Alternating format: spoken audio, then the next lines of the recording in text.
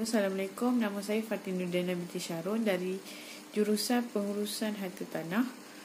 Hari ini saya akan memberi reaction terhadap video dari yang bertajuk Dari ICU ke Liang Lahat.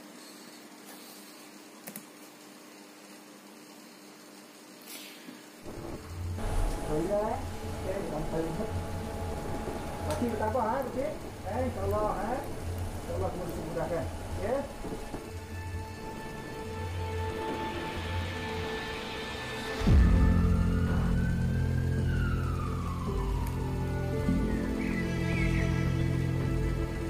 Mereka berjalankan ujian ini, kita dapat mengesan mereka dengan lebih awal sebelum mereka menyebarkan lagi baris itu kepada populasi lain.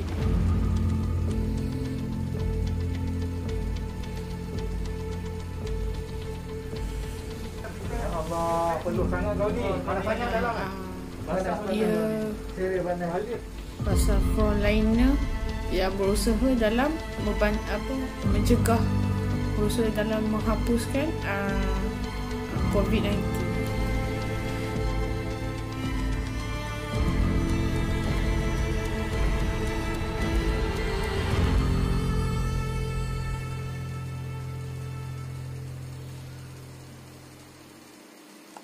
Susulan kejayaan mini dokumentari Kita Mesti Menang yang mengenengahkan pengorbanan petugas barisan hadapan Hospital Kuala Lumpur baru-baru ini, Malaysia Gazette kini membawakan anda laporan khas tulang belakang yang bekerja di sebalik tabir menguruskan wabak COVID-19. Menurut Pegawai Sains Mikrobiologi Perubatan Jabatan Patologi HKL, Nur Hazmi Rosman, pasukannya juga bersengkang mata untuk menjalankan ujian makmal sebelum seseorang itu disahkan positif atau negatif COVID-19.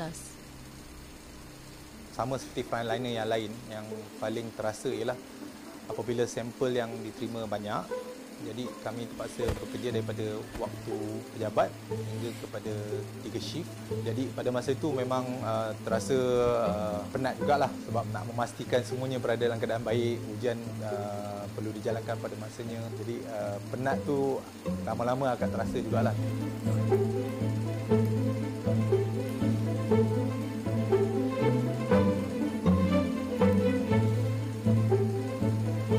Proses nyah kumannya hanya activated menggunakan haba, suhu yang tinggi, jadi kita akan matikan virus tersebut dulu dan kemudian sampel berkenaan kita akan lakukan proses nucleic acid extraction. Prosesnya ialah kita untuk mendapatkan RNA virus tersebut daripada sampel berkenaan. Part extraction. Kalau kata yang dekat sana tu adalah sampel. Dia ada satu part lagi. Virus itu yang dikenali sebagai RNA virus SARS-CoV-2. Kerana kita akan mencampurkan nucleic acid tadi dengan bahan reagent. Barulah campuran tadi untuk sampel kita akan masukkan ke dalam mesin real time PCR kita.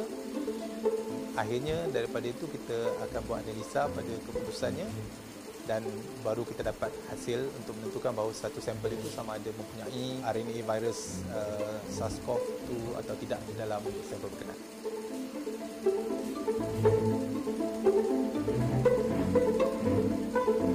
Petugas sebagai pakar perunding intensivis di wad ICU dan mempunyai pengalaman lebih 20 tahun dalam bidang perubatan, melihat kematian seseorang pesakit bukanlah perkara baru buat Dr. Ismail Tan. Namun, beliau tetap meluahkan rasa sedih dan terkilan apabila melihat pembagian pesakit COVID-19 yang terpaksa melalui detik-detik terakhir di dunia ini bersendirian dan hanya ditemani pakar dan petugas kesihatan, bukannya orang tersayang. Itulah yang namanya panas. Apa yang dikatakan ialah doktor tersebut mengatakan bahawa mereka tidak dapat berhubung dengan waris disebabkan penyakit ini mudah berjangkit kepada orang lain dan jangkitan mereka akan memberi kesan kepada ahli keluarga yang lain. Secara langsung dengan waris ataupun keluarga tersayang.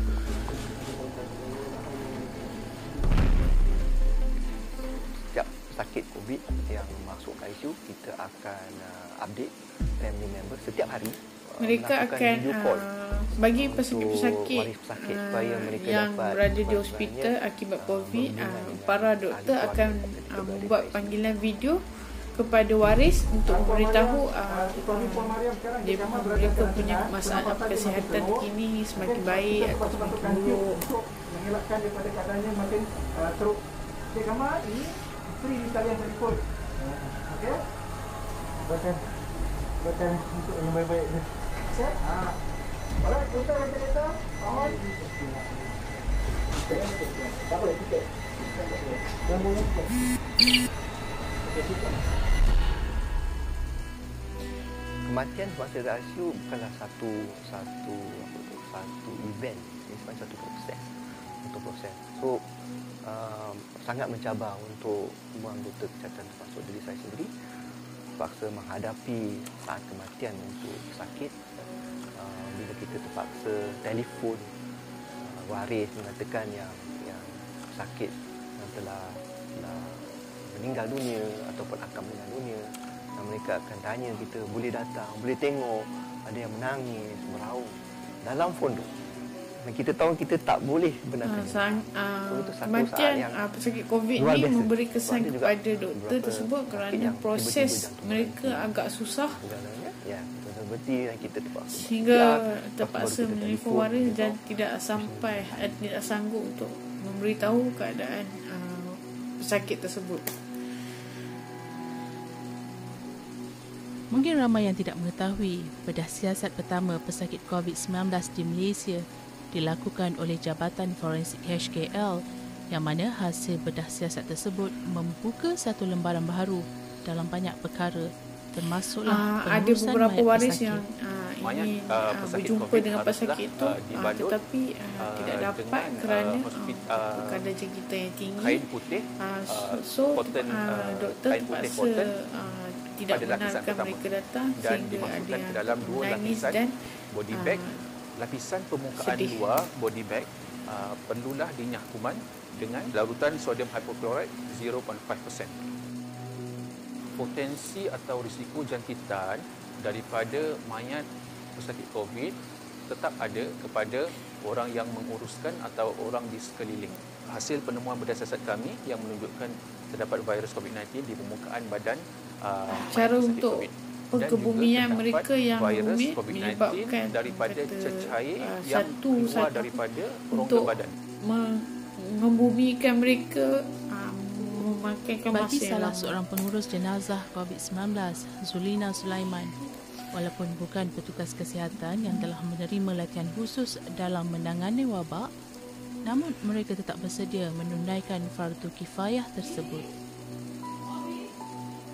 Setakat ni dia cuma tanya memang waris tak boleh tengok ke, memang tak boleh sama-sama bantu ke. Setakat ni cuma satu dia tanya, tak takut ke?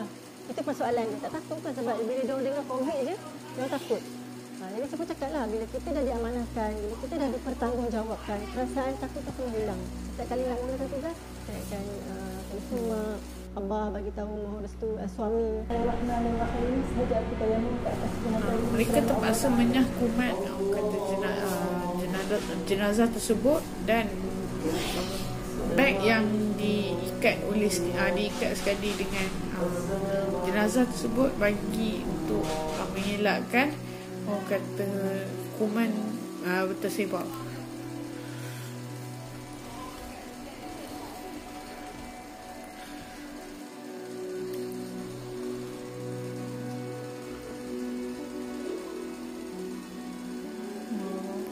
Potensi untuk pengurus mayat tersebut masih tinggi di mana pasukan saya ketika menguruskan jenazah tersebut kerana yang dikendalikan dan masih terdapat ditakmirkan lagi oleh bakteria pejabat virus kesihatan di daerah, sekeliling mana kami mereka. akan memakai suit itu berpandukan apa yang diterangkan oleh pejabat kesihatan daerah tersebut. Jadi di atas nasihat daripada pihak KKM dan juga pejabat kesihatan daerah, kita kerana masih lagi terdapat mereka mendapati bahawa terdapat lagi virus di atas badan pesakit tersebut.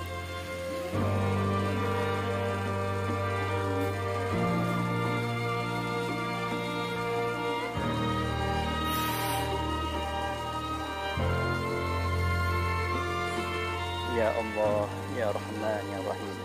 Kau berikanlah kekuatan kepada kami, barisan hadapan kami, menghadapi mujahadah untuk menghadapi, Ya Allah, penyakit wabak ini, Ya Allah. Oleh itu, Ya Allah, Kau jagalah kami, Ya Allah. Kau peliharalah kesihatan kami, Ya Allah. Jika ada di antara kami yang sakit, Engkau sembuhkanlah. Jika di antara kami ini ada yang telah pergi menemuimu, Ya Allah, Kau rahmatilah mereka, Ya Allah.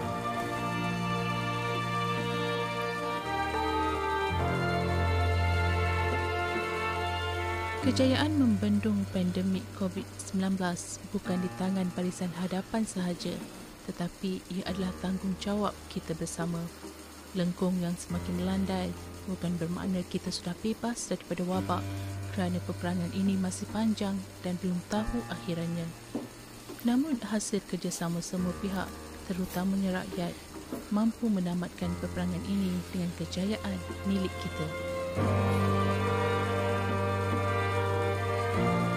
We fight COVID-19. Stay safe. Bantu kami untuk bantu anda.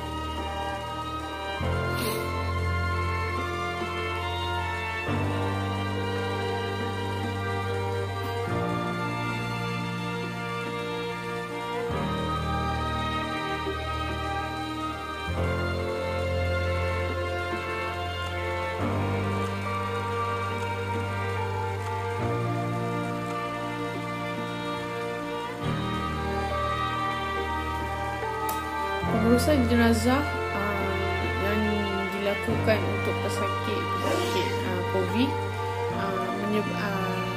menyebabkan pengurusan orang yang menguruskan peti jenazah tersebut perlu memakai suit lengkap PPE.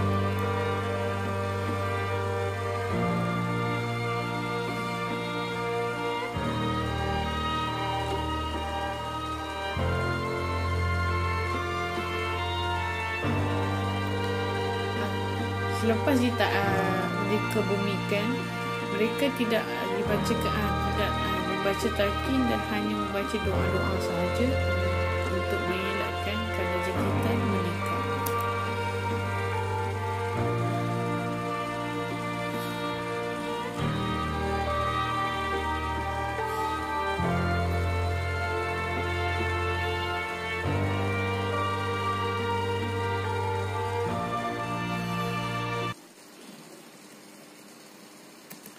Kesimpulan yang kita boleh dapat daripada video ini ialah kita, masyarakat Malaysia dan masyarakat dunia haruslah bersama-sama dalam menangani dan membasmi COVID-19.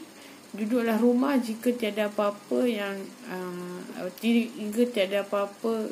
kerja atau apa-apa untuk dibuat. Selain itu, kita berusaha dalam menolong mereka seperti memakai mask, menjaga penjarakan, pembersihan diri dan lain-lain. Sekian, terima kasih.